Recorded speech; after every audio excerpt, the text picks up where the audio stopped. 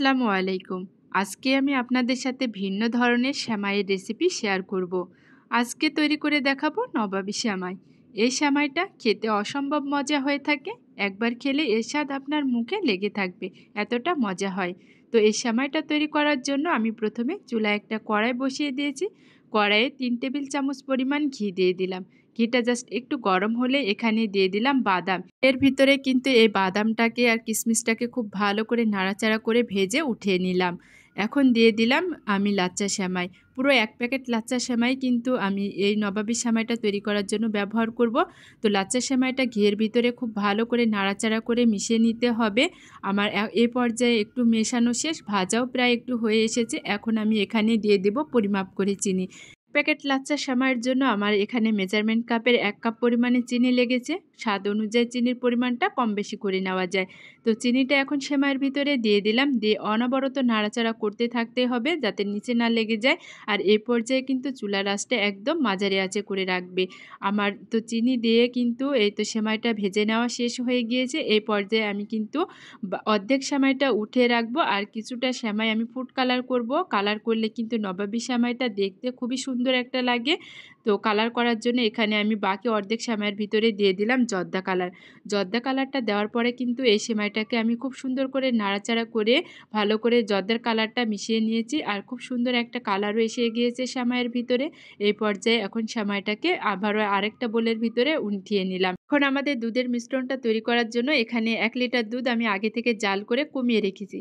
ঠান্ডা দুধের ভিতরে এখন দিয়ে দিব 4 টেবিল পরিমাণে কর্নফ্লাওয়ার। কাস্টার্ড পাউডার না থাকলে 4 টেবিল পরিমাণে কর্নফ্লাওয়ার দিলেই হয়ে যাবে। তো এখানে ডানো ক্রিমটাও ব্যবহার করিনি, আমি এখানে গুঁড়ো দুধ ব্যবহার করেছি 1 কাপ আর ব্যবহার করেছি কনডেন্স মিল্ক।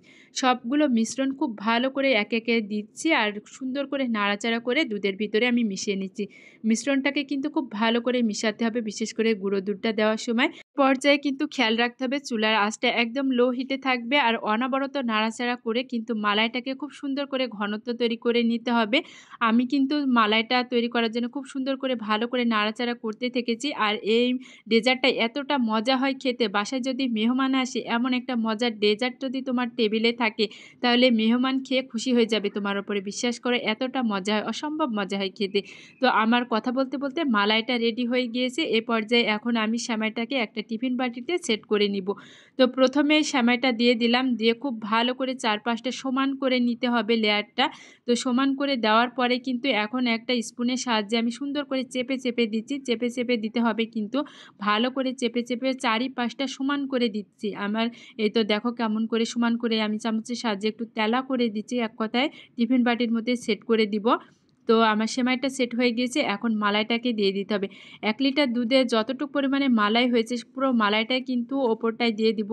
আর মালাইটা দেওয়ার পরে কিন্তু খুব সুন্দর একটা লেয়ার হবে, দেখতে খুবই সুন্দর লাগে। নবাবী সেমাইটা যে খেতে কি মজা, যারা বানিয়েছো শুধু তারাই জানো। আর যারা না বানিয়েছো তোমরা কিন্তু অবশ্যই এই ভিডিওটি দেখে একবার হলেও কিন্তু বাসায় বানিয়ে খেয়ে দেখবে, সবাই অনেক পছন্দ করবে।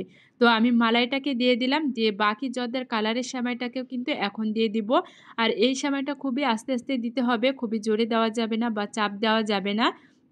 তো এই সেমাইটা দেওয়ার পরে কিন্তু আমার এই তো সম্পূর্ণ দেওয়া শেষ হয়ে গেছে। এখন ভেজে রাখা এই তো কাজু কিশমিশ বাদামগুলোকেও এখন দিয়ে দিলাম উপর থেকে সুন্দর করে। খুব সুন্দর একটা কালার এসেছে। বিশেষ করে কালার সেমাইটাকে কালার করার জন্য কিন্তু খুব সুন্দর একটা কালার লাগে এই সেমাইটা।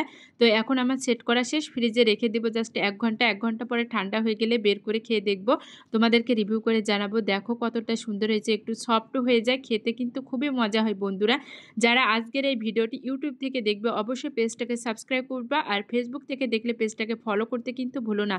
আর নতুন নতুন রেসিপি পেতে অবশ্যই তাহিদ তাওসিফ ফেসবুক পেজের সাথে থেকো বন্ধুরা। তো আমি তো খাওয়ার জন্য মানে রেডি হয়ে গিয়েছি, কখন মুখের ভিতর দেব। এতটা মজা আর এতটা লোভনীয়, দেখতেও কিন্তু খুবই সুন্দর। বিশেষ করে কালার, ফুড কালার দেওয়ার জন্য খুবই ভালো লাগলো। তো ভিডিওটি ভালো লাগলে লাইক কমেন্ট শেয়ার দিতে কিন্তু ভুলো না। আসসালামু আলাইকুম, আল্লাহ হাফেজ।